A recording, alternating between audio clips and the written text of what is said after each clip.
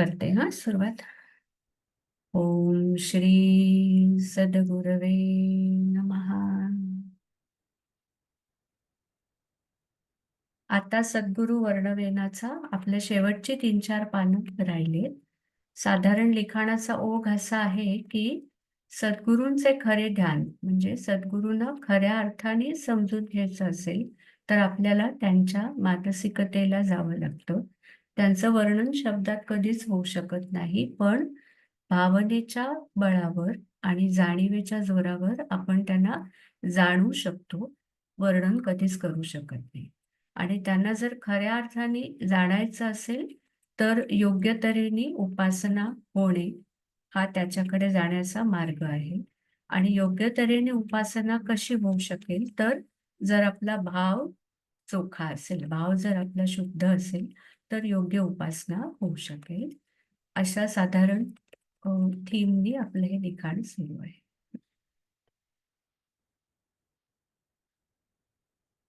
हां.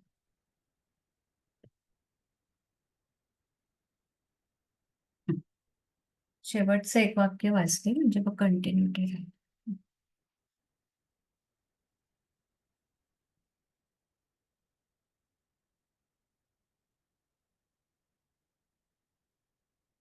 उपासनेची ही बैठक आहे. तो भाव जाणणे, तो आपल्यात उपजणे आणि त्याचे सातत्य राखले जाणे, हे तप आहे, ही साधना आहे. देवांच्या गोष्टी ऐकल्या, सद्गुरूंच्या सान्निध्यात काही काळ घालवला, की बॅटरी चार्ज होणं आणि हळूहळू पुन्हा ढेपाळणं, हे ऑन ऑफ घडण्याच्या प्रक्रियेत कमीत कमी होत शून्यावर येणं, हे साध्य आहे.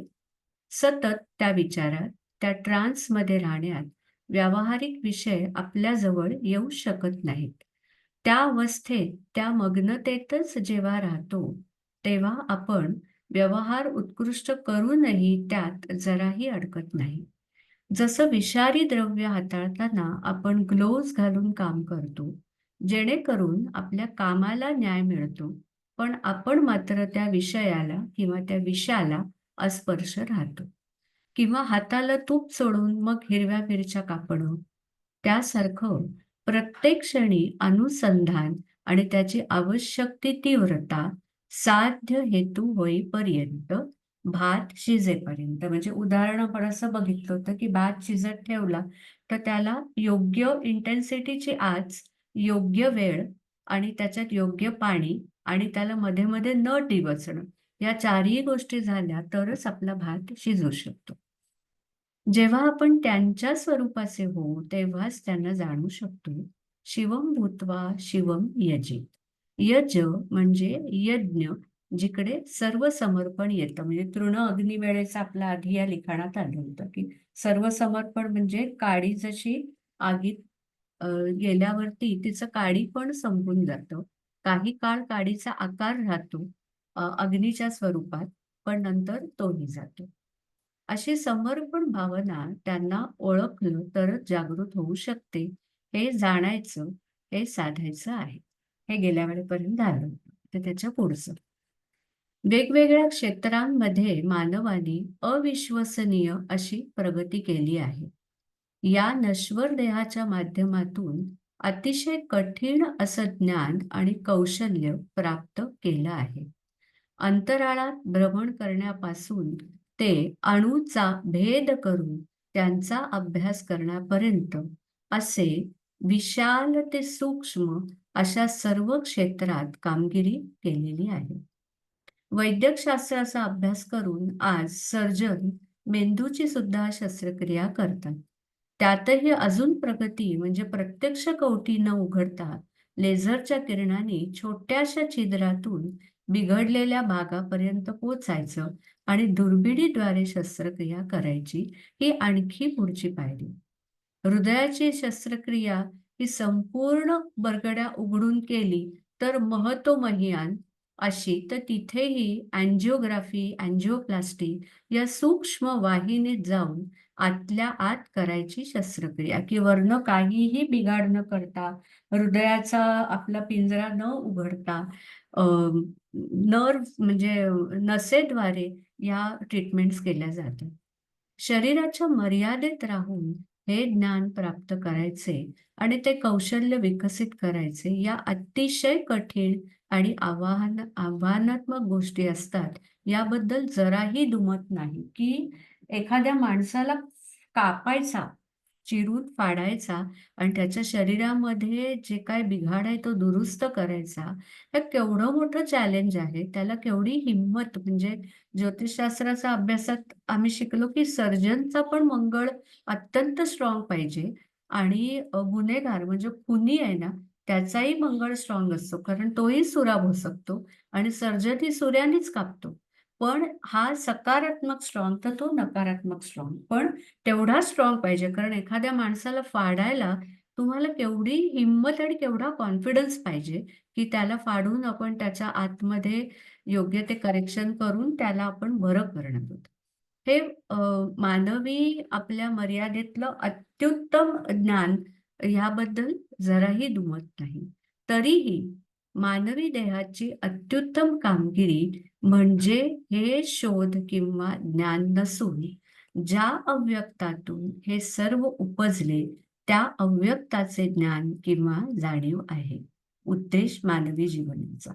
अंतराळात मनुष्याची झेप गेली असली तरी अजून ती व्यक्तसृष्टीतच मर्यादित आहे आणि सूक्ष्मात सूक्ष्म अणू त्याचा अभ्यास सुद्धा व्यक्ताच्या मर्यादेतच आला.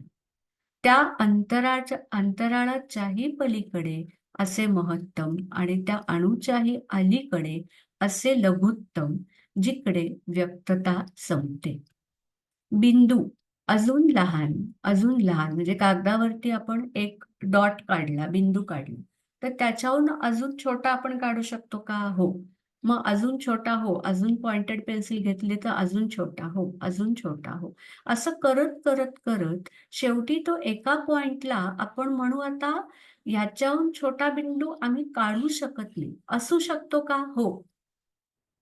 पण आमची छोटा काढण्याची मर्यादा संपली. तसं तेव्हा तो व्यक्ततेच्या अलीकडे म्हणजे ह्याच्याहून छोटा बिंदू असेल, पण तो आमच्यासाठी व्यक्त नसेल, तो अव्यक्तात गेला. तसं वर्तुळ जेवढं कागद आहे, तेवढा कागदाच आपण वर्तुळ मोठं, अजून मोठं करत कागदाच्या बाहेर गेलं. मग ह्याच्याहून मोठं वर्तुळ काढता येतं का? हो येतं. पण आमचा कागद संपला किंवा आमची मोठं वर्तुळ काढण्याची क्षमता संपली. हे जे व्यक्ताची बाउंडरी आहे, त्याच्या पलीकडे जे अव्यक्त, पण तरीही आहे. नाहीये का? आहे. आपण डिनाय नाही करू शकत, पण आपण दाखवू शकत नाही. अशा अव्यक्त सृष्टीशी संपर्क देहात राहून ठेवता येणं, हे मनुष्य देहाचे परमोच्च साध्य आहे. म्हणजे मानवी देहाच्या अ, कक्षेतल्या अ, चांगल्या गोष्टी किंवा पराक्रम सदृश गोष्टी, की अंतराळामध्ये झेप घेणं, डॉक्टरी हे सगळे गोष्टी करणं, मोठी-मोठी आपण म्हणतो की कारखाने करणं, मॅन्युफॅक्चरिंग युनिट्स मोठे-मोठे आता हे बिल्डिंगी बांधतात, हे लोकं ब्रिजेस बांधतात. ते जॉ ड्रॉपिंग असतं, की कसं काय बांधतात हे, कुठे-कुठे कन्स्ट्रक्शन्स करतात. हे सगळं आपल्या सामान्य माणसाच्या समजण्याच्या आवाक्याच्या पलीकडचं असलं, तरी ते सगळं व्यक्त सृष्टीचं आहे आणि खरं गंतव्य जर का काही असेल, तर त्या व्यक्त सृष्टीच्या पलीकडच्या अव्यक्त सृष्टीशी संपर्क साधणे. ज्याप्रमाणे मानवाची व्हिजिबल रेंज आहे, एका ठराविक पट्ट्यातल्या वेव्हलेंथचा उजेडच माणूस बघू शकतो. पण त्याच्या अलीकडे आणि पलीकडेही उजेड आहे. आपल्या डोळ्याला मर्यादा आहेत म्हणून हा उजेड जो वटवा घूळ, मांजर इत्यादी प्राण्यांना दिसतो. म्हणून जेव्हा आपल्याला अंधार वाटतो, तेव्हा या प्राण्यांना दिसतं आणि ती सर्रास सराईतपणे वावरतात. कारण त्यांना दिसत असतं, जेव्हा आपल्या डोळ्यांना तो अंधार वाटतो. तसंच आपले कान पण ठराविक डेसिबलचाच ध्वनी ऐकू शकतात.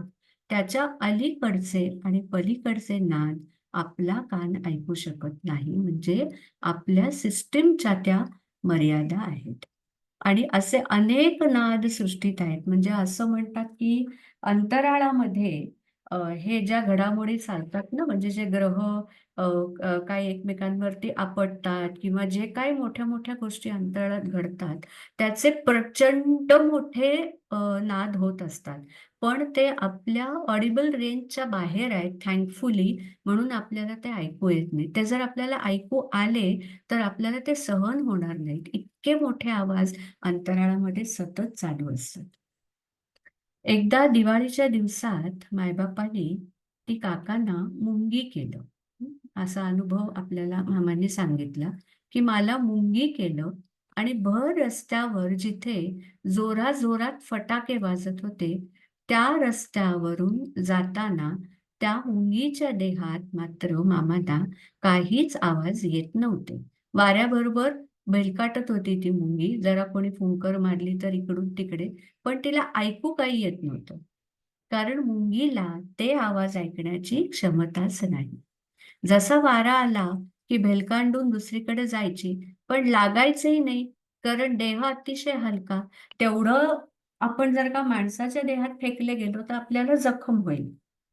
पण मुंगीचा देह अतिशय हलका आणि छोटा असल्यामुळे वाऱ्याबरोबर कशातरी कुठल्यातरी प्रवाहाबरोबर इकडून-तिकडे गेली, तरी तिला लागलं पण नाही. अशाच तऱ्हेने अंतराळातही मोठमोठे स्फोट आणि प्रचंड उलथापालथ सुरू असते, पण आपल्याला ते कळत नाही. तात्पर्य असं, की जे जाणवत नाही, ते आपल्या व्यक्ततेच्या मर्यादेच्या अलीकडे किंवा पलीकडे आहे. त्याला आपण अव्यक्त म्हणतो. पण असं निश्चित काहीतरी आहे, त्याचा शोध घेणं आणि तिथे पोहोचणं हे मानवी देहाचे साध्य आहे. तेच मानवी देहाचे सार्थक आहे. हे साध्य करण्यासाठी वैज्ञानिकांसारख्या मोठमोठ्या प्रयोगशाळांची गरज नाही आणि त्यांच्यासारख्या मोठमोठ्या उपकरणांची गरज नाही. आपल्या ऋषीमुनींनी काय केलं, तर हे विश्व हीच प्रयोगशाळा आणि हा देह हेच माध्यम किंवा उपकरण आणि संपूर्ण शुद्ध आणि शून्य भावाने सातत्याने त्याचाच विचार आणि चिंतन तिथे आपोआप त्या विश्वातली रहस्य उलगडतात. ह्याच अवस्थेत ज्ञानोबांनी विश्वाचे आर्त माझ्यामध्ये प्रकाशले असं म्हटलं असेल कदाचित, की सगळं जे काही सिक्रेट आहे युनिव्हर्सचं, ते एका क्षणामध्ये ते स्पार्क झाल्यासारखं ते पडतं. म्हणजे कळणं आणि न कळणं ह्याच्यातलं अंतर फक्त एका क्षणाचं असतं. मायबापांच्या व्यवहाराचा सविस्तर अभ्यासाचा प्रयत्न करतानाच तेच आपल्याला त्यांचं सामरस्य उदारपणे देऊन सतत सोबत करतात आणि ते क्षेत्र आपल्याला उपलब्ध होते. ही साधना आहे आणि हे मिळवण्यासाठी काय तीव्रतेची कळकळ हवी, हे काय वेगळं सांगायला हवं का? एक नित्योपचार म्हणून पूजा, रोजचं म्हणणं, जप, उपासना यात लक्ष नसेल तर ते शून्यवत आहे.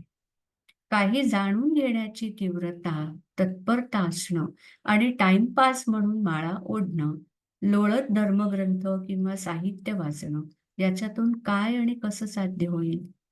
आपण म्हणतो की आमचं सतत लक्ष आहे किंवा आम्ही सतत तेच करतो. पण ती जर का फक्त ॲक्शन लेव्हलवर असेल, तर त्याच्यातनं जे खरं साधायचं ते साधलं जाणार नाही. खोटा उगाचच अभिमान मात्र निर्माण होण्याची शक्यता आहे, की आम्ही खूप उपासना करतो म्हणजे आम्ही चार चौघांपेक्षा काहीतरी खूप वेगळे आहोत समाजामध्ये, असं उगाच आपल्याला एक अभिमान मात्र निर्माण होऊ शकतो.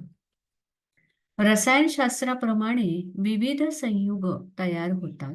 त्याची सूत्र असतात आणि स्ट्रक्चरल फॉर्म्युला असतो. तो समजायला त्या मूलद्रव्यांची संपूर्ण माहिती, त्यांची संज्ञा म्हणजे त्यांचा सिम्बॉल, त्यांची संयुजा म्हणजे त्यांची व्हॅलन्सी इत्यादी असं सगळं लागतं. पण ज्याला अव्यक्त असं ज्ञान झालं, त्याला हे सर्व तपशील ठाऊक नसले तरी जे समजायचं ते समजतं, कारण त्या सर्व व्यक्ताची मुळं ही अव्यक्तातच आहेत. गीतेतल्या 15व्या अध्यायात ऊर्ध्व मूल मधशाखम हेच सांगितलं आहे. जो मुळात पोचला म्हणजे ज्याची मुळं उलटी आहेत आणि शाखा खाली आहेत. वरती मुळं, खाली शाखा असा हा विश्ववृक्ष आहे. अश्वत्थम प्राहुरव्ययः. जो मुळात पोचला त्याला कोणत्याही शाखेतलं काहीच अगम्य नाही. अध्यात्मविद्या विद्यानाम याप्रमाणे ज्याने या मूळ अव्यक्ताला जाणलं त्याने व्यक्तसृष्टीतल्या सर्व शास्त्रांचे, सर्व विद्यांचे ज्ञान मिळवल्यासारखे आहे. तांत्रिक शब्द किंवा प्रक्रिया नाही आली तरी त्यातले मर्म लगेच कळते. म्हणजे हा अनुभव आपण मामांच्या बाबतीत प्रत्येकाने घेतलेला आहे. जसं आमेय म्हणायचा, की आमच्या सर्जिकल किंवा सगळ्या ह्याच्यातल्या ज्या गोष्टी आहेत त्या मामा आम्हाला सांगतात. म्हणजे त्यातले शब्द माहीत नसतील, पण ते सांगतात. कोणी एखाद्याने वकिली सल्ला विचारावा तर तेही सांगायचे. म्हणजे त्यातलं मूळ कळल्यामुळे अ, कारण कसं असतं अजून एक विचार किंवा अनुभव असा माझा, की प्रत्येकाचं मूळ तत्व तेच आहे. ते फक्त व्यक्त वेगवेगळ्या पद्धतीने होतं. म्हणजे जसं झाडाला बी लागतं त्याच पद्धतीने, त्याच थिअरीनी आपल्या माणसाला किंवा प्राण्यांना बाळ होतं. त्यातले जे स्टेप्स पाहिल्या आपण, तर त्या सेम असतात. तसं प्रत्येक शास्त्रामधलं जे मूळ आपण जर का बॅकबोन म्हटलं ना, तर ते बॅकबोन वेगळं नसतं. ते त्या झाडाच्या मुळासारखं असतं. पण जसं जमिनीतनं द्रव्य घेऊन जास्वंदीच्या झाडाला जास्वंदीचं फुल येतं. दिसायला जास्वंद दिसतं. गुलाबाला गुलाब दिसतो, आंब्याला आंबा दिसतो. पण त्याची प्रोसेस सेम आहे. तशासारखं ज्यांना ती मूळ प्रोसेस कळली ना, त्यांना ते कुठल्या पद्धतीने मॅनिफेस्ट होतंय, प्रकट होतंय, त्याने काहीच फरक पडत नाही. तांत्रिक शब्द किंवा प्रक्रिया नाही आली, तरी त्यातले मर्म लगेच कळतं. कारण सगळे कंट्रोल्स जिकडे आहेत, तिकडेच त्यांचे अधिराज्य असतं. रिमोट नाही, पण कंट्रोल असे हे विश्व आहे. ते आपले खरे गंतव्य आहे. मनामध्ये संपूर्ण आदर ठेवून त्या तत्परतेने आणि निष्ठेने न थांबता, न थकता वाटचाल करायची. पल्ला लांबचा आहे, पण चालून चालून पोचू तेव्हा जाणवेल की आपण तर आहोत तिथेच होतो. आपल्याला आता असं वाटतं की आपल्याला खूप लांब जायचंय. खूप लांब अजिबात जायचं नाही. जे आहे ते इकडेच आहे, ह्याचा फक्त कर्टन रेझर हवाय आपल्याला. इथेच सर्व मिळालं. कुठेच जीना यहाँ मरना यहाँ इसके सिवा जाना कहाँ. कुठेतरी लांब अजिबात जायचं नाहीये. म्हणजे स्वर्ग म्हणजे कुठेतरी उंच जागा आणि नरक म्हणजे कुठेतरी खालची जागा असं अजिबात नाहीये. जे आहे स्वर्ग यही नरक यहाँ इसके सिवा जाना कहाँ. कुठेही जायचं नाही. फक्त सद्गुरूंचं बोट धरून जिथे पोहोचू, तिथे पोहोचल्यावर ज्यांनी आपल्याला इथवर आणलं तेच समोर दिसतात. हीच तर गंमत आहे. हेच तर रिअलाईज करायचं आहे. टू नो आणि टू रिअलाईज यातली सीमारेषा पुसायची आहे. जे आहे ते इथेच आहे. कुठेही वेगळं जायचं नाहीये. प्रयत्न करायचा आहे म्हणजे खूप काहीतरी जोर लावायचा आहे असं नसून प्रोसेस ऑफ डिझोल्यूशन जी आहे ती जितकी आपण इफेक्टिव्हली करू शकू तितकं आपलं मर्जर होईल आणि मर्जर झाल्यानंतर जे ज्ञान किंवा जी जाणीव अ, उपजायला हवी ती आतून क्षणार्धात उपजेल. असं हे लिखाण आहे. मोठं होतं त्यामुळे 2-3 वार झाले.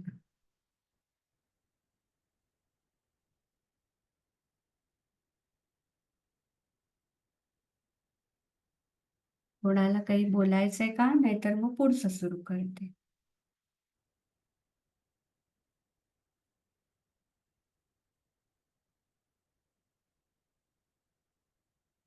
नाही ना? पुढचं सुरू करू लगेच? हं, हं, हं. चालेल. आता हे 18वं लिखाण आहे. 9 ऑगस्ट 2005 शीतलच्या घरी. व्यवहारी जगामध्ये मुलाला योग्य वळण लावते ती आई.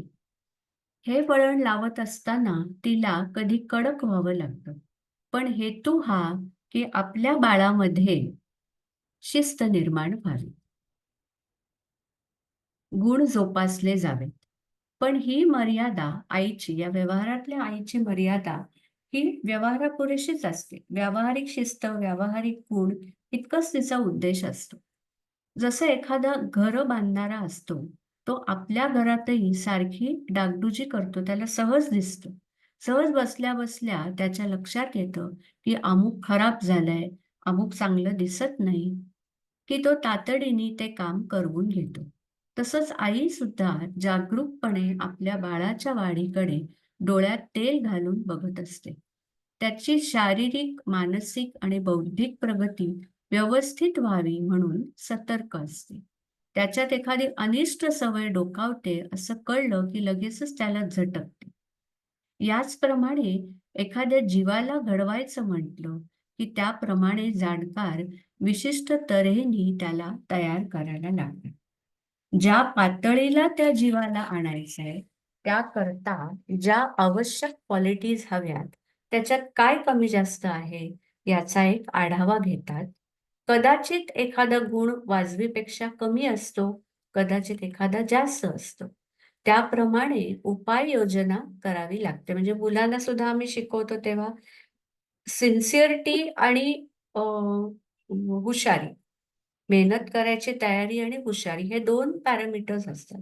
काही मुलं हुशार असतात पण मेहनती नसतात. काही मेहनती नसतात पण हुशार असतात. काही दोन्ही असतात आणि काही दोन्ही नसतात. मग रिझल्ट आणायचा असेल तर कुठलं काय वर न्यायचं, काय खाली न्यायचं हे अ, कुशल शिक्षक असतो ते मॅनेज करतो. त्याप्रमाणे ज्याला घडवायचं त्याच्यामध्ये काय कमी आहे, ते कसं वाढवता येईल आणि काय थोडं जास्त आहे, नकोय ते कसं कमी करता येईल, हे जाणकार समजून घेतात, त्याप्रमाणे घडवतात.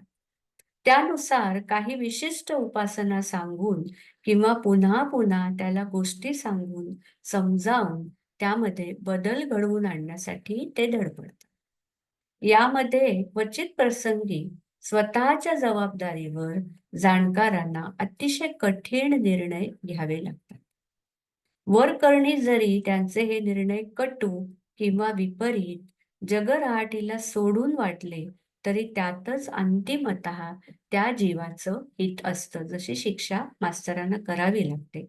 पेशंटची तब्येत बिघडली आणि इमर्जन्सी असली, की आपलं शहाणपण डॉक्टरांवर संपूर्ण विश्वास ठेवण्यातच असतं. कारण आपल्याला ज्ञान नाहीये. तुम्ही जे म्हणाल ती पूर्व दिशा. अशा वेळी निष्णात डॉक्टरांची कसोटी लागेल असे कठीण निर्णय डॉक्टरांना कधी-कधी घ्यावे लागतात. अगदी वेळेला एखादा अवयव शरीराच्या बाहेर काढून टाकावा लागतो.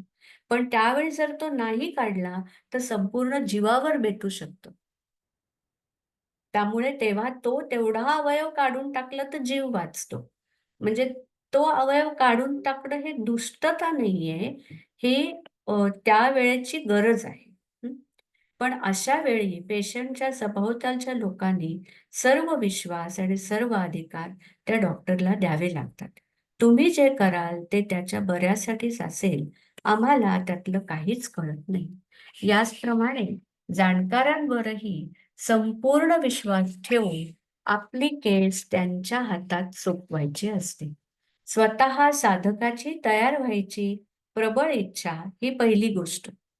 पण पुष्कळ वेळा आजूबाजूची मंडळी पण बिथरवताना दिसतात.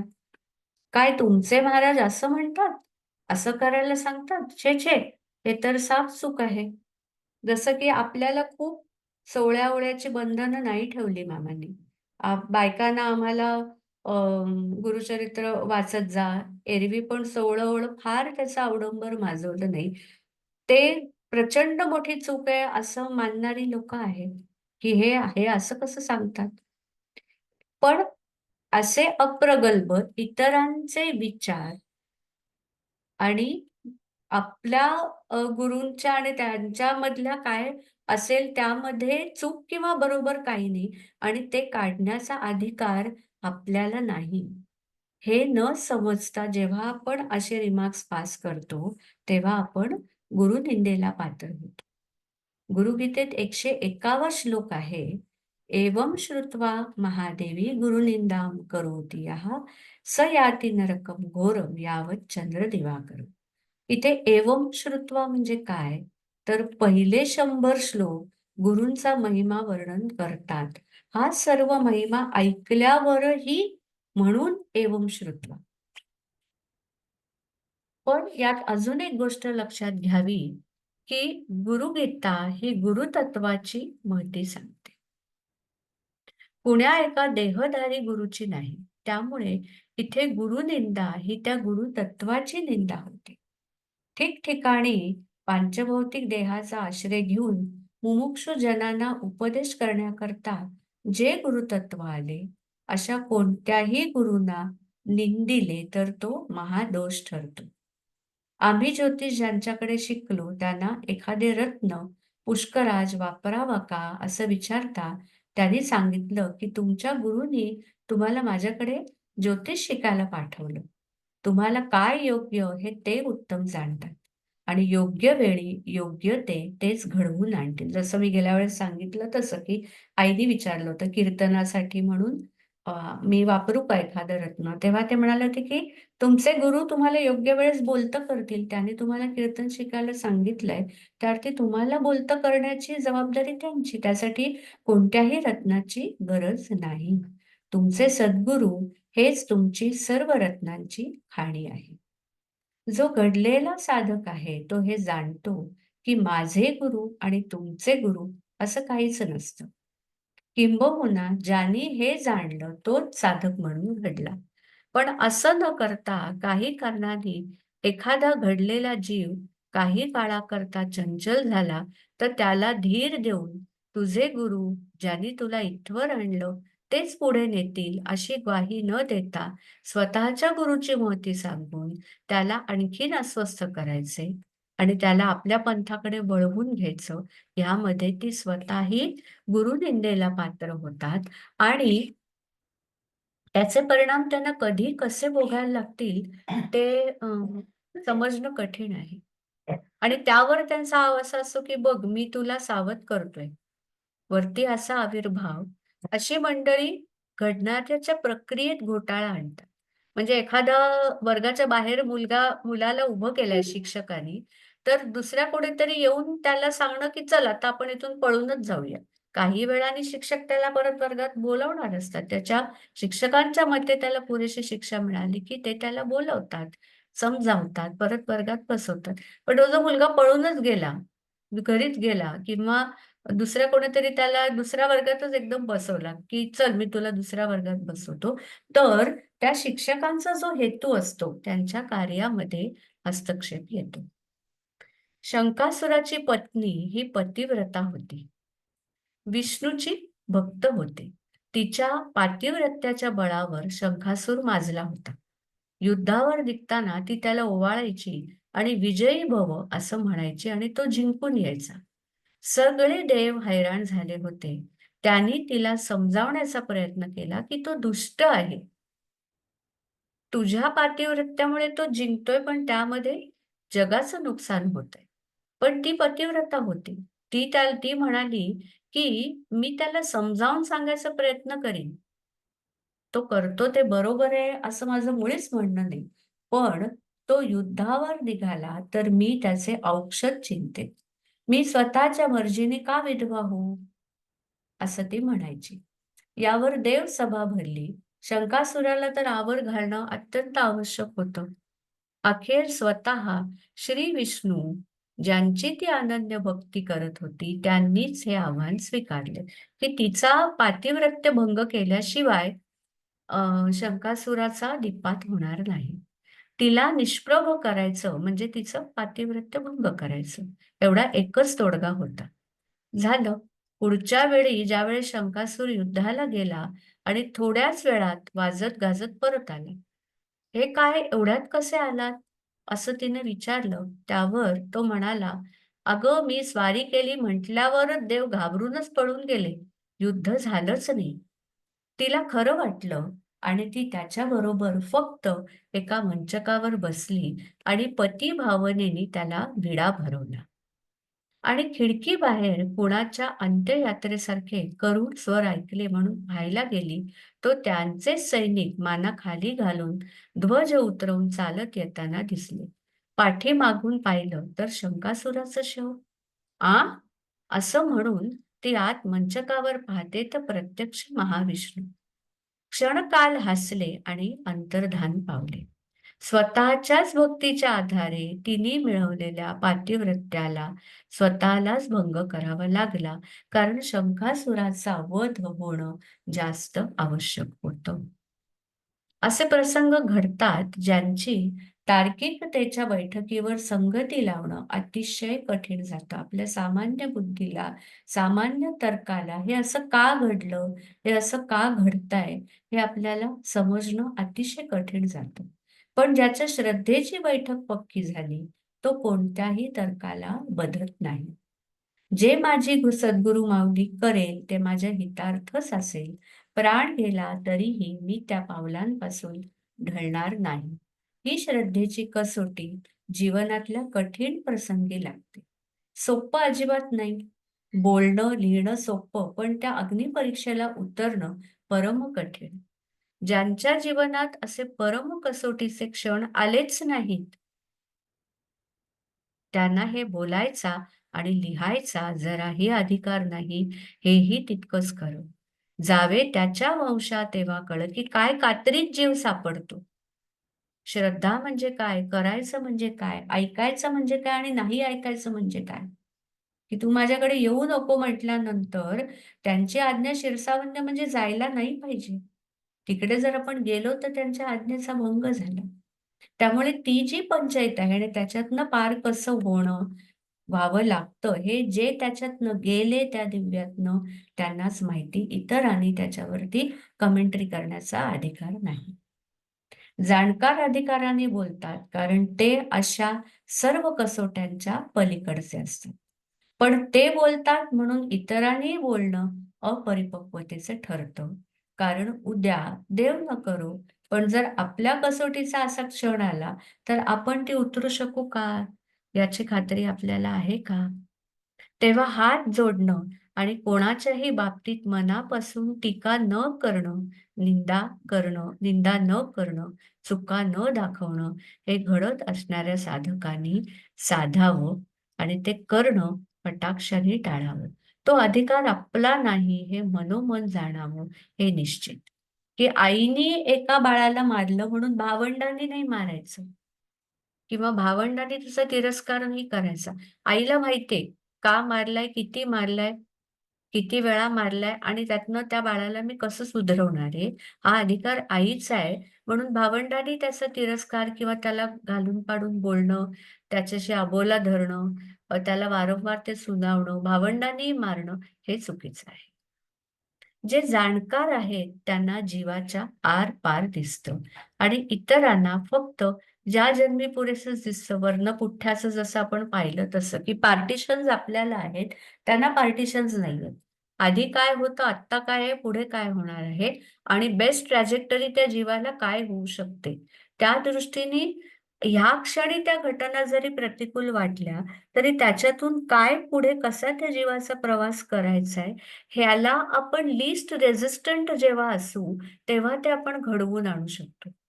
आपण आपला रेझिस्टन्स जेवढा देऊ ना, तेवढं ते कठीण जातं त्यांना करवणं. जे जाणकार आहेत त्यांना जीवाच्या आरपार दिसतं आणि इतरांना फक्त या जन्मी पुरेसंच दिसतं. त्याच्या आधारे आपण वक्तव्य करतो. हा असा कसा वागला, त्याने असं कसं केलं, ह्याचं अमुकच काय, त्याचं तमुकच काय. पण ते जे वागतात त्याची संपूर्ण जबाबदारी त्यांची असते. आणि या जन्मी नाही तर पुढच्या जन्मी प्रत्येक जीवास त्याच्या न्यायाचं देणं हे त्यांना सहज शक्य असतं.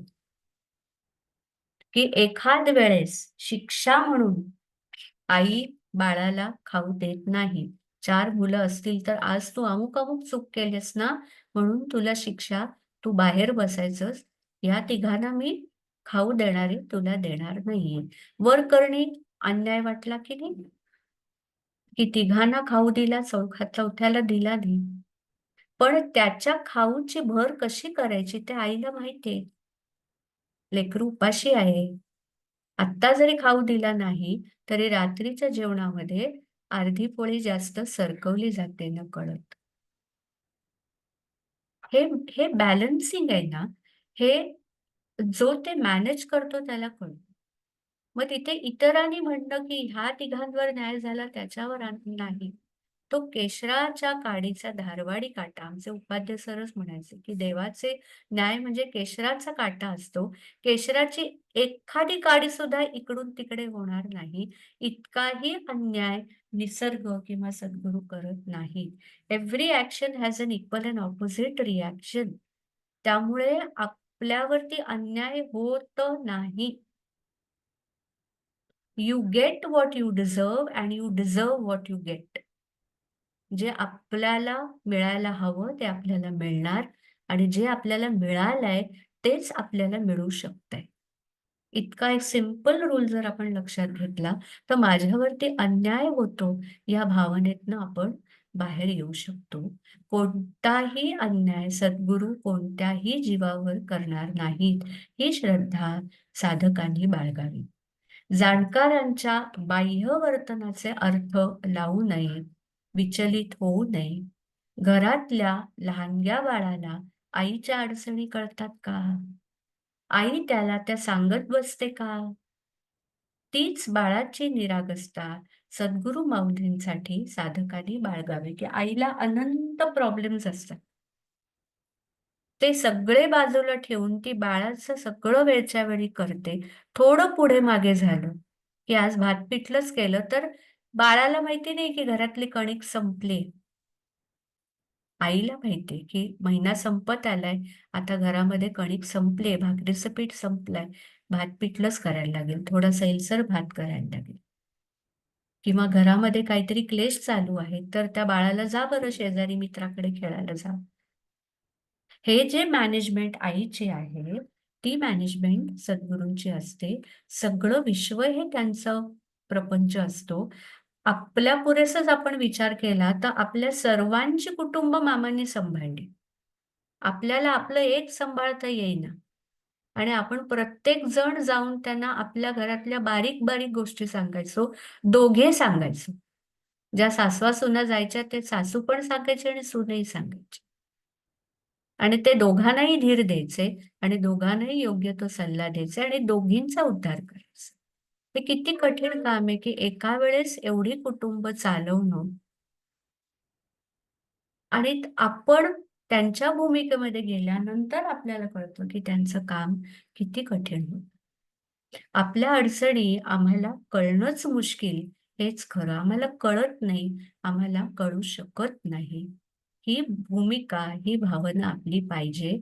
त्यांना तोलण्याचा अधिकार आपल्याला नाही दिला कोणी. शंकासूर हा प्रत्येकच मनुष्याच्या ठायी स्थित असतो. आता जे शंकासुराची गोष्ट आहे ना, ते अतिशय रूपक आणि सुंदर सांगितली मामांनी. शंकासूर कोण आहे? तर प्रत्येक मनुष्याच्या ठायी तो स्थित असतो आणि तो जमेल तिथे, जमेल तेव्हा आपल्यातल्या शुद्ध भावावर साम्राज्य करतच असतो. विकल्प त्यात भेसळ करतच असतो. छोट्यात-छोट्या गोष्टींनी आपला छोट्यात छोटा विकल्प, गैरसमज होतो. शंका येते मनामध्ये. काय हेतू असेल? ह्याच्या मनात काय असेल? असंच असेल का? तसंच असेल का? आणि त्या शंकासुराचा नाश कधी होतो? तर जेव्हा त्याच्या पत्नीचा विनयभंग होतो तेव्हा. मुळात ती श्री विष्णूची भक्त, मुळात ती श्री विष्णूची भक्त.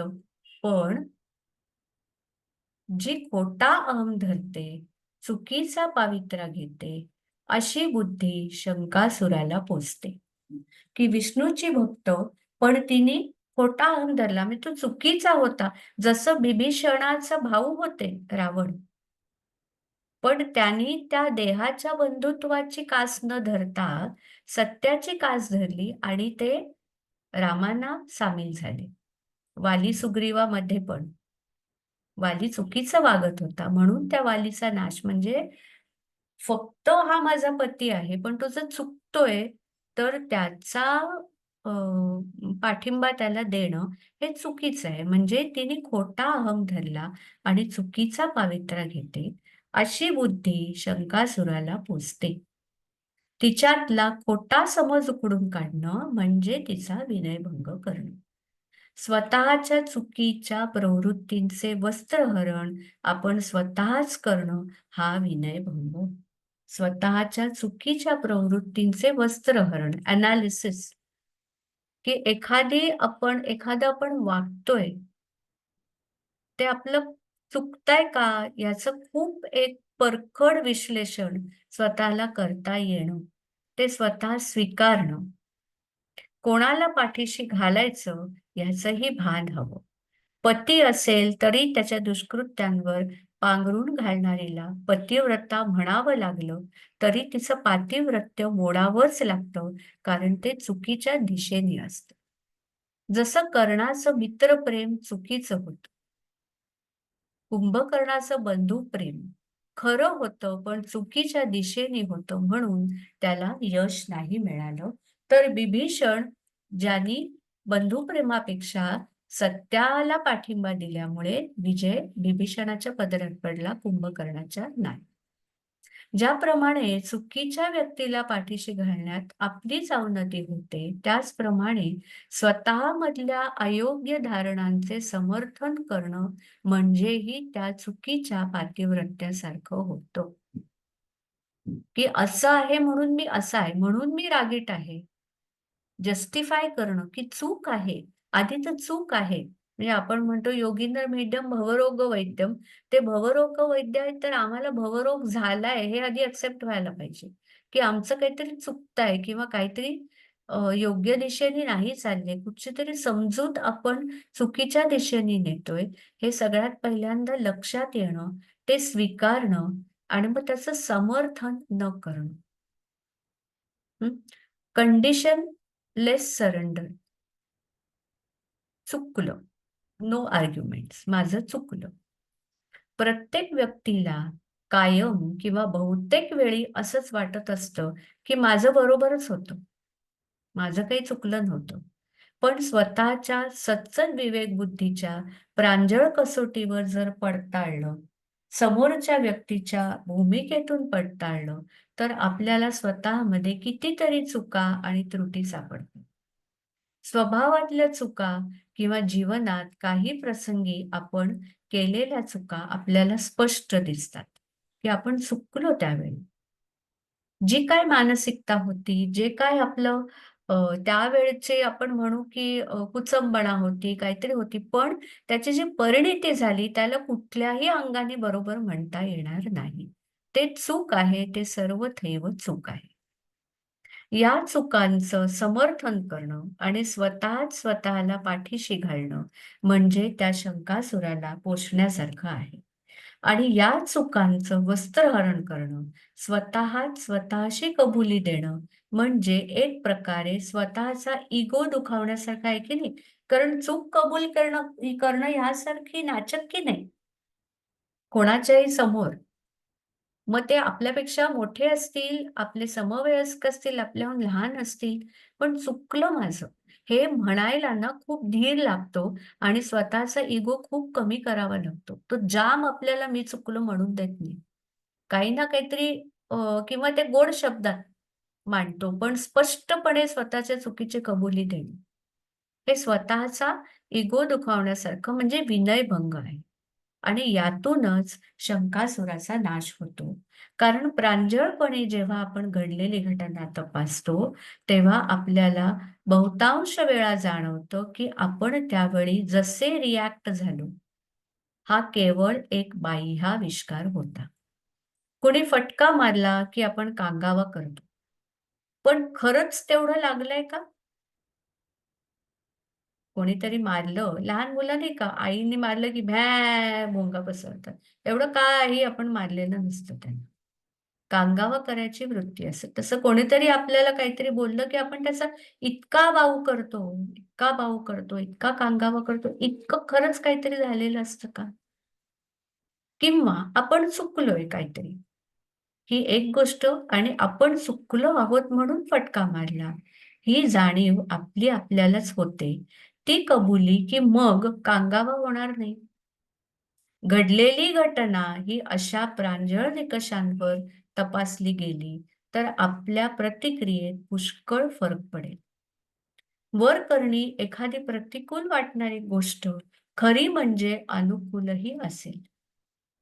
एखादी वृद्ध व्यक्ती आहे किंवा आजारी व्यक्ती आहे, जिचा आजार बरा होणं शक्य नाही, तिचा मृत्यू होणं हेच त्या व्यक्तीसाठी हिताचं असतं. अशा वेळी अशा घटनेला प्रतिकूल म्हणावं की अनुकूल म्हणावं? जगराहाटीप्रमाणे कोणी मृत झालं म्हणजे वाईटच. कुणालाही काही इजा झाली म्हणजे वाईटच. अशा ठोकताळ्यांसारख्या समजुती न धरता आत्मपरीक्षण निपक्षपाती करणं अत्यंत आवश्यक असतं. हा विचारांचा विस्तार म्हणजे मनाचे क्षेत्र येते. तर या सर्व विचारांचा उगम हा बुद्धीच्या ठायी होतो. आपल्या सद्सद विवेक बुद्धीने आपण ज्यावेळेस आपल्या मनाला साक्षी ठेवून या गोष्टींचं विश्लेषण करतो. कशा घटना घडल्या? मी कसा वागलो? त्या मधला माझा अत्यंत सुप्त हेतू काय होता? मी प्रोजेक्ट काय केलं आणि माझ्या अतिशय मनामध्ये काय होतं त्यावेळेस? ते आपल्याला जरी वाटतं, की मी जे प्रोजेक्ट केलं ते दुसऱ्याला वाटलंय, तसं नसतं. पुष्कळ वेळा तुमच्या मनामध्ये काय चाललंय हेही दुसऱ्याला कळत असतं आणि त्याच्यावर त्याची रिएक्शन डिपेंडंट होत असते. हे जे रिएक्शनचे गेम्स चालू असतात कुठल्याही 2 व्यक्तींमध्ये, ते बाह्य वागण्यावर नसतात, ते अंतःस्फूर्तीवरती असतात. कारण आपली अंतःस्फूर्ती आपल्याला वाटतं दुसऱ्यापर्यंत पोहोचली नाही, ती केव्हाच पोहोचलेली असते. त्याला तुम्ही कुठल्याही शब्दांचं, कुठल्याही कृतींचं आवरण घाला. तुमची इनर इन्स्टिंक्ट दुसऱ्यापर्यंत पोहोचलेली असते आणि त्याचाच रिस्पॉन्स म्हणून त्याची इनर इन्स्टिंक्ट निघत असते. हीच ॲक्शन रिएक्शन आहे. अजून कुठची वेगळी नाहीये. म्हणजे अजून वरती बसून देवाला काही स्क्रिप्ट लिहावं नाही लागत, की हां, हे असं झालं की असं नाही. तुमची ॲक्शनच तुमची रिएक्शन जनरेट करते आणि ती तुमची ॲक्शन म्हणजे तुमची इनर इन्स्टिंक्ट आहे. जी तुमची इनर इन्स्टिंक्ट असेल, तीच सभोवताली रिएक्शन म्हणून रिबाउंड होऊन आपल्यावरती येते. हा बुद्धीचा आणि मनाचा एकत्र खेळ आहे. बुद्धिरूपी सूर्याचा मन हा किरण आहे आणि या मनाने धारण केलेली समजूत हा त्याचा प्रकाश आहे. प्रकाश हा पसरत जातो, किरण हा सरळ जातो आणि प्रकाश हा प्रसरण पावतो. अविवेकरूप ढगाचा मळब जर या बुद्धिरूपी सूर्यावरून सरला, तर पडणारी किरणं ही तेजस्वी आणि प्रकाश स्वच्छ असेल. तिथे कोणताच शंकासूर निर्माण होणार नाही आणि चितपटलावरल्या ईश्वराची प्रतिमा स्पष्ट असेल हे निश्चित. घडणाऱ्या घटनांमुळे जर आपण ईश्वराच्या नजीक जात असू, तर ती घटना साधकासाठी सर्वात जास्त अनुकूल असते. व्यावहारिक सुख-दुःख, चांगलं-वाईट या निकषावर त्या घटनांना साधकांनी पडताळू नये. तात त्यजो प्रल्हाद, बंधू बिभीषण, भरत मा त्यागे. प्रल्हादाने वडिलांचा त्याग केला, बिभीषणाने भावाचा त्याग केला आणि भरताने आईचा त्याग केला का? देवाच्या जवळ जाण्यासाठी. त्यांनी वरकरणी आपल्या वडिलांची, आईशी, भावाशी प्रतारणा केली म्हणजे जगराहाटीप्रमाणे चूकच म्हणावं लागेल. पण त्यातून त्यांना ईश्वराची भेट झाली म्हणून या घटना त्यांच्यासाठी अनुकूल होत्या. या गोष्टी आतून समजण्याची परिपक्वता यायला हवी. सरसकट एखादी घटना चूक किंवा बरोबर न म्हणता त्या घटनेचा आपण असा मागोवा काढला ना, तर आपल्याला त्याच्यातलं खरं तथ्य कळतं. त्याकरता जाणकार धडपडत असतात. आपल्या जगात येऊन इकडची प्रत्येक प्रचलित घटना ही कशी फोल आहे, हे आपल्यात उतरवणं अशी कठीण त्यांची कामगिरी असते. पृथ्वी, आप, तेज, वायू आणि आकाश या पंचतत्वांच्या मिश्रणाने ही सृष्टी निर्माण झाली. जे सगळं निर्माण झालं, ते सुद्धा मानवाच्या समजण्याच्या कुवतीच्या पलीकडचं आहे. जे आपल्याला दिसतं, तेही आपल्या एका समजुतीच्या, समजून घेण्याच्या लिमिटच्या पलीकडे आहे. जसं आपल्या पृथ्वीवरच्या सगळ्या घटना सुद्धा किंवा वस्तू, प्राणी, वनस्पती यांचं ज्ञानही माणूस एका जन्मात प्राप्त करून घेऊ शकत नाही. एका विषयावर मानवाच्या पिढ्यानपिढ्या शोध घेतात, तेव्हा कुठे एखादी लहानशी गोष्ट सापडते. अशा समग्र रहस्यांचा शोध किंवा ज्ञान फक्त पृथ्वीवरच्या हेही खरोखरच आपल्या आवाक्यातले नाही. म्हणजे आपण असं म्हणतो, की प्रत्येक ज्ञानाचा विषय हा रेतीवरच्या वाळूच्या कणासारखा आहे आणि संपूर्ण विश्वाच्या पसाऱ्यात पृथ्वीच यक्कशीत वालुकणासारखी आहे. अवकाशात सतत प्रचंड मोठे स्फोट घडामोडी चालतात. त्या व्यतिरिक्त अवकाशाचा शोध हा न संपणारा आहे. माणसाची बुद्धिमत्ता जरी खूप असली तरीही तिला मर्यादा आहेत. व्यक्तसृष्टी सुद्धा मर्यादितच असली तरी मानवी बुद्धीसाठी ती अमर्याद आहे. एका जन्मात मनुष्य या सर्व ज्ञानातल्या किती अंशाचे ग्रहण करू शकेल? समुद्रावरची वाळू म्हणजे जर का समग्र ज्ञान म्हटलं, तर माणूस एखाद्या वाळूच्या कणाइतकंच एका जन्मात प्राप्त करू शकेल. एखादा विषय जरी धरला ना, तरी असं म्हणतात, की तुम्ही त्या विषयाचा जेवढा सखोल अभ्यास कराल ना, तेवढं आपल्याला जाणवत जातं, की मला काहीच कळलं नाही. इतरांना वाटतं, की ह्यानं पी-एच-डी घेतली, ह्याने अमकं केलं, ह्याने तमकं केलं त्या विषयात, म्हणजे तो आता त्या विषयाचा तज्ञ झाला. पण जो खरंच अभ्यासू आहे ना, त्याला जर विचारलं, तर तो म्हणतो, की मला अजून काहीच कळलं नाहीये. आत्ता मध्यंतरी मी एक मुलाखत ऐकत होते. त्याच्यात कोणीतरी पंडित जसराजांची आठवण सांगितली, की त्यांना कोणीतरी म्हटलं, की अ, की "किती छान तुम्ही गाणं म्हणता" किंवा असं. तर त्याच्यावर त्याने असं उत्तर लिहिलं, "सच बात कहूँ, इतने सालों से ढूँढ रहा हूँ, लेकिन अब तक मुझे षड्ज मिला नहीं है. इतने सालों से ढूँढ रहा हूँ, अभी तक मुझे षड्ज मिला नहीं." म्हणजे लोकांच्या दृष्टीने ते दिव्य गाणारे होते, पण त्यांची ह्युमिलिटी काय होती, की मला अजून सा पण नाही सापडलंय. म्हणजे ह्या देहाच्या मर्यादेत आपण किती ज्ञान कवेत घेऊ शकतो. माणूस एखाद्या वाळूच्या कणाइतकं एका जन्मात कदाचित प्राप्त करू शकेल आणि असं जे महत आकाश, त्याची उत्पत्ती ज्यातून झाली, ते अव्यक्त किती अमर्याद असेल. सूर्यापासून प्रकाश निर्माण झाला, तो वाहत वाहत शेवटी त्याचं प्रकाशपण संपलं. भिंतीवरच्या चेंडूची सावली जशी मोठी होत शेवटी संपते, म्हणजे आपल्या दृष्टीच्या मर्यादेच्या बाहेर जाते. तशी प्रकाशाची मर्यादा संपली, वायूचं वाहन संपलं, तेथे प्रज्ञा स्थिरावली. धिस फार अँड नो फर्दर. तिथे जे काही नाही पण आहे, ते म्हणजे गुरुतत्व आहे. जे गुरुतत्व आपण जाणून घेण्याविषयी गेल्या लिखाणात बघितलं, की ते गुरुतत्व आपण शब्दात वर्णन करू शकत नाही. आपण त्यांना जाणून घेऊ शकतो. तर ते गुरुतत्व कुठे सापडेल? की जिकडे जडाची मर्यादा संपली. 2 सूर्यमालिकांच्या मध्ये जो योजनेच्या योजना अंधार आहे, तिथे जिथे भौतिक काही पोचूच शकत नाही, तेथे माया स्पर्शो शकेना. जेथे माया स्पर्शो शकेना, तेथे माया स्पर्शो शकेना, तिथे जे आहे ते गुरु आहेत. ते परमात्म्याच्याही पलीकडचे आहे, म्हणून तिथवर देवही नेऊ शकत नाही. ही वस्तुस्थिती आहे, म्हणून आता सद्गुरू वर्णवेना असं होतं. साईबाबांच्या आरतीत आपण म्हणतो, "जाळोनिया अनंग स्वस्वरूपी राहे दंग, मुमुक्षु जना दावी निज डोळा श्रीरंग." यातले जे अनंगपण आहे ते म्हणजे गुरुतत्व आहे. ज्याला अंग म्हणजे जडत्व नाही. तिथे मायेचा स्पर्श झाला, तिकडे मर्यादा आली, जडत्व आलं आणि म्हणूनच गुरुतत्वाचे समग्र ज्ञान होणं अशक्य झाले. संपूर्ण मायेचा व्यवहार हा गृहीतकावरच चालतो.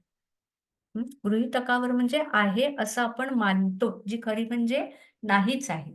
माया म्हणजे जी नाही आहे, तिला आपण आहे असं मानतो. त्या गृहीतकावरती तो सगळा व्यवहार चालतो. आणि गुरुतत्व हे देहत्रयातीत, अवस्थात्रयातीत आणि कालत्रयातीत आहे. जिथे माया आली, तिथे काळ आला, गणना आली. जे अखंड होते, त्याचं आपण भूत, भविष्य, वर्तमान असे खंड पाडले. त्याची गणना केली, त्याचे आपण तुकडे पाडले. वर्ष, महिना, दिवस, तास, मिनिटं, सेकंद ही आपण मानली, जी खरी नाहीच आहे. घड्याळ आपण तयार केलंय ना. काळ आपण त्याची गणना आपण तयार केलेली आहे. कालगणना ही काल्पनिक गोष्ट आहे. रुपया, पैसे हे आपण कागदावर धातूंच्या नाण्यांवर मानले. तेही गृहीतकच आहे. आपण मानलं म्हणून तो पैसा आहे. आपण मानलं म्हणून ती नोट आहे. यातलं काहीच खरं नाही. हा सर्व मायेचा पसारा, हा केवळ त्या मूळ भावावर केलेला एक आरोप आहे. आपण प्रागभाव, अत्यंताभाव, अन्योन्याभाव आणि ध्वंसाभाव असे 4 भाव मानतो. पण ते सुद्धा काल्पनिकच आहेत. प्रागभाव म्हणजे एखादी वस्तू निर्माण होणं, प्रकट होणं. हा पृथ्वी तत्वातला प्रकटीकरणाचा भाव आहे. त्यानंतर आपतत्वात आहे तो अत्यंताभाव म्हणजे प्रकट वस्तूवर एखाद्या नावाचे आणि गुणाचे आरोपण, की हे अमुक आहे, हे सफरचंद आहे, हा आंबा आहे. त्यानंतर आहे तो त्यातला विरळ म्हणजे तेज तत्वांतर्गत भाव, अन्योन्याभाव. म्हणजे प्रत्येक वस्तूमधलं न अन्य अशा गुणांचे आरोपण. जसं हे फळ म्हणजे सफरचंदच आहे आणि दुसरं काहीही नाही. अत्यंताभाव म्हणजे हे सफरचंद आहे आणि अन्योन्याभाव म्हणजे हे दुसरं काही नाही, हे सफरचंद आहे. आणि त्यानंतर आला तो ध्वंसाभाव म्हणजे वस्तूचं नाहीसं होणं किंवा नाश पावणं. जसं आत्ता तर इथे टेबलवर सफरचंद होतं. आता कुठे गेलं? म्हणजे जे सफरचंद नाही आहे त्याचा आपल्याला भाव होणं. आता नाहीये. ते ध्वंसाभाव कोणाला होईल ज्याने ते सफरचंद पाहिलंय 5 मिनिटापूर्वी. आता टेबलवर ते नाहीये. ज्याने ते पाहिलंच नाहीये त्याला ते कळत नाही की होतं आणि नाहीये. पण ज्याने ते पाहिलंय त्याला "अरे होतं कुठे गेलं?" म्हणजे सफरचंद नसूनही ते दिसणं किंवा वस्तू संपणं. सफरचंद खाऊन टाकलं, संपलं, हा ध्वंसाभाव वायू तत्वांतर्गत येतो. ज्याप्रमाणे पृथ्वीपासून वायूपर्यंत एक एक तत्व विरळ होत जाते. त्याप्रमाणे हे चारही भाव एकापेक्षा एक सूक्ष्म किंवा विरळ होत जातात. तरीही ते जडातलेच आहेत आणि ते ज्या मूळ भावातून निर्माण झाले ते सर्वात विरळ तो आकाश तत्वांतर्गत येतो आणि तोही ज्या अभावातून निर्माण झाला तो झाला अव्यक्तातला मूळ भाव किंबहुना मूळ अभाव जिथे बोलणं खुंटलं. कारण बोलणं कुठे आलं तर जिथे द्वैत आलं. मला बोलावं लागतं. मला स्वतःला काहीतरी समजवायला बोलावं नाही लागत. मला दुसऱ्याला काहीतरी समजवायला बोलायला लागतं. म्हणजे द्वैत आलं तिथे बोलणं आलं. जिथे सगळंच अद्वैत अभेद आहे, तिकडे काय बोलायचं? सांगायचं काय? स्मरण कोणाचं करायचं? स्तुती कोणाची करायची? योग म्हणजे जोडणी आणि जिथे सगळंच अखंड झालं, तिथे जोडायचं काय आणि कोणाशी? जॉइंट कुठे देणार ना? ते एक आहे, ते नित्य आहे, ते विमल आहे, ते अचल आहे. ते एकच आहे, ते नेहमी आहे, ते विमल म्हणजे अत्यंत शुद्ध, ज्याच्यात अजिबात मळ नाही. ते अचल, कधीही न हलणारं, सर्वधी साक्षीभूत आहे. प्रत्येकाच्या बुद्धीला साक्ष असणारं जे तत्व आहे असं म्हटलं. अचल आहे, म्हणजे एक आहे, नित्य आहे, विमल आहे, अचल आहे. इथपर्यंत ठीक आहे. पण सर्वधी साक्षीभूत म्हटलं, तिथे द्वैत आलं, म्हणजे खूप बुद्धी आहेत आणि त्या सगळ्या बुद्धींना जे साक्ष आहे. म्हणजे सर्वधी साक्षीभूत जिथे त्याला आपण विशेषण दिलं, तिथे द्वैत आलं. कारण आपण अनेकांच्या बुद्धी म्हटल्या म्हणून ते मर्यादेतलं वर्णन झालं, सर्वधी साक्षीभूत. संवत्सर झाली, कल्प झाली, ही कालगणना ही मर्यादेतूनच झाली. त्या कालातीत अवस्थेत या कल्पनाच ठरतात. मागचा जन्म, पुढचा जन्म, पुनर्जन्म हेही सगळं गृहीतकच. एका जन्मातले नातेसंबंध हेही मानलेलंच ठरतं. शत्रू, मित्र, देश, परदेश यातलं काय खरं आहे? देशाच्या सीमा माणसाने तयार केला. हा माझा शत्रू देश, हा माझा मित्र देश, हा माझ्यासाठी परदेश.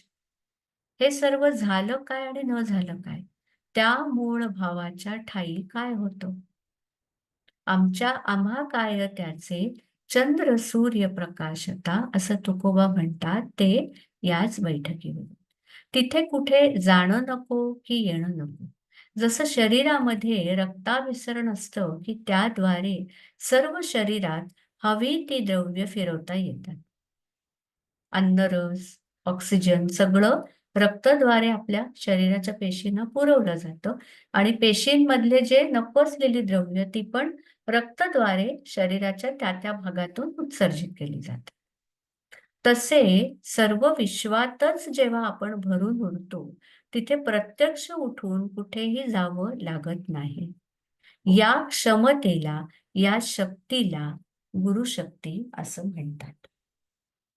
शास्त्रे मर्यादा बोलती सद्गुरु अमर्याद आणि म्हणूनच या अमर्याद अवस्थेतील दुःख विरहित असापेक्ष मूळ सुखस्थिती ही अमर्याद अखंड आहे. मर्यादित सृष्टीतली प्रत्येक गोष्ट करून शेवटी माणूस दमतो, पण या अव्यक्त सृष्टीमध्ये प्रवेश घेतला की तिकडे थकवा नाही, कंटाळा नाही, देहादिक कोणतीच उपाधी नाही. अशी ती अखंड एक सुखावस्था असते.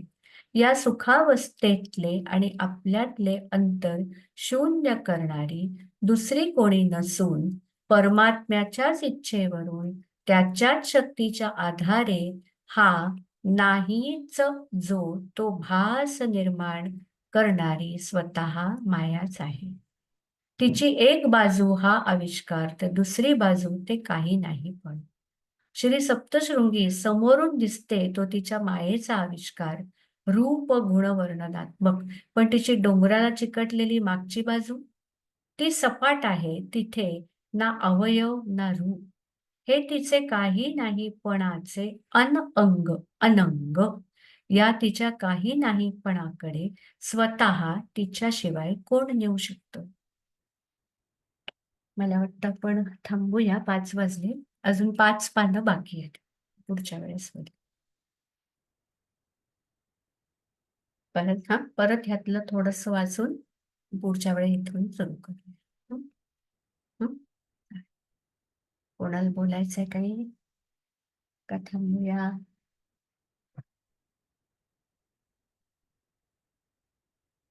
काय थांबूया? काय? हो, हो. ओम श्री सद्गुरवे नमः.